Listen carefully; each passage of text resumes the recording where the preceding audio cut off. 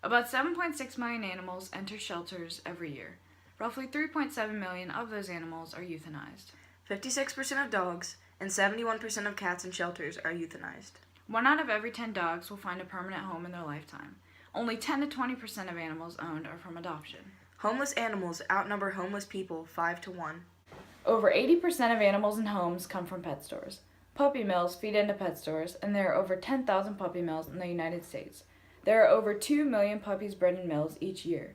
Those puppies come from an estimated number of 114,000 female dogs kept for breeding. There are about 9.4 puppies per breeding female each year, with an estimated number of 1,075,896 puppies produced by those dogs. There's an estimated number of 2.5 million puppies sold annually that originated from puppy mills. So what are puppy mills? Puppy mills are dog breeding operations that put the profit of their company over the health and well-being of the dogs. Breeding parents spend time in a 24-hour confinement cage.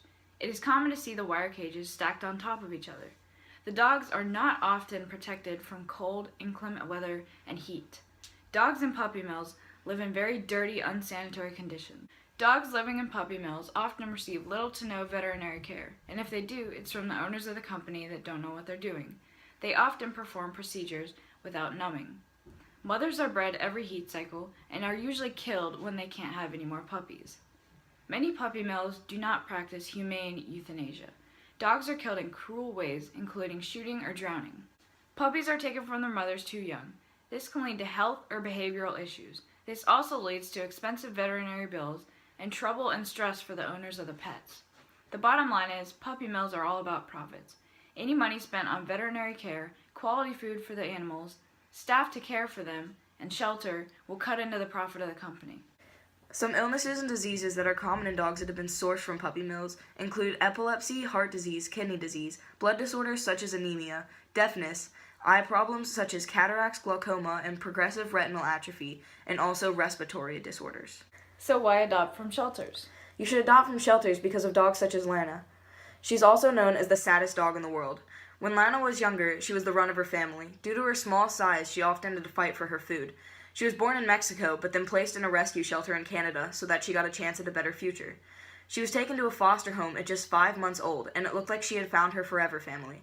But things changed when she snapped at her mom while she was feeding her.